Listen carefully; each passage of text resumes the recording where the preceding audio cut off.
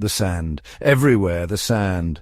It blew in through the cracks, forming tiny dunes on the floor. It grated between her teeth. It filled her dreams with a gritty orange haze.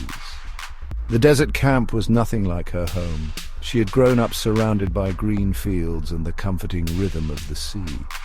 Now, the only sounds were the relentless wind and her husband's frustrated sighs. Her husband, the war correspondent, tried to make the best of it. His work was important, she knew. But every day felt like a year. The sun beat down mercilessly, the air thick and hot. Even at night, the heat lingered, suffocating, oppressive. She missed her family, her friends, the life she had known.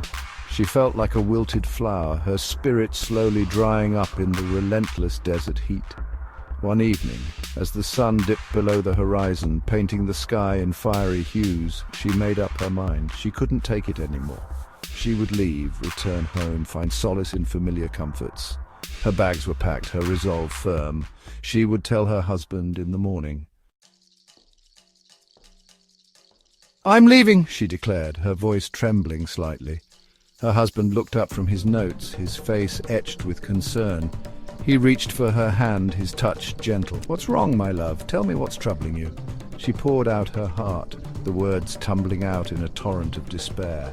The heat, the isolation, the crushing weight of loneliness. He listened patiently, his gaze never leaving hers. When she was finished, he squeezed her hand. "I understand," he said softly. "It's hard, I know, but please, before you make a decision, wait just one more day. A letter is coming." She hesitated, surprised. "A letter? From whom?" "From your father," he replied. "He promised to write. Just wait, my love, one more day." Reluctantly, she agreed. The day stretched on, each hour an eternity. She wandered around the camp, restless, her heart heavy with doubt. What could her father possibly say that would change her mind? The desert was a barren landscape, devoid of hope, devoid of joy. What could she possibly find here in this desolate place? The next day the letter arrived. She held the familiar envelope in her hand, her father's neat handwriting a comforting sight. As she read his words, a strange feeling washed over her. He didn't urge her to stay. He didn't offer empty platitudes.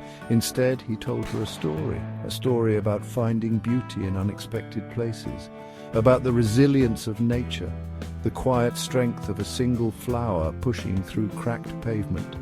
"My child," he wrote, "look closer. Don't just see the harshness, the unforgiving sun. Look for the way the light dances on the sand dunes, painting them gold and crimson. Listen to the wind, not with fear, but with curiosity. Carry stories, whispers of ancient times. Open your heart to this new world, and you might be surprised by what you find." His words struck a chord deep within her. Could she really find beauty in this desolate place? Could she find the strength to embrace the desert, to see it not as a prison, but as a challenge, an opportunity for growth? A seed of hope, buried deep within her, began to sprout. She decided to try.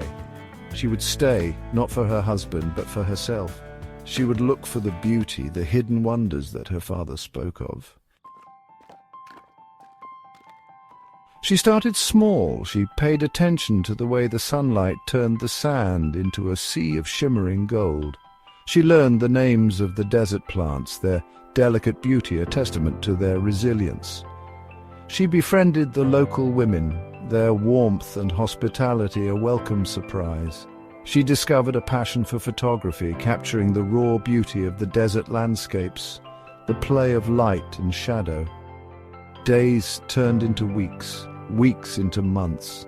The desert, once a symbol of her isolation, became her canvas, her muse. She started writing, pouring her thoughts, her experiences, her transformation onto paper. She wrote about the harsh beauty of the desert, the kindness of its people, the lessons she had learned.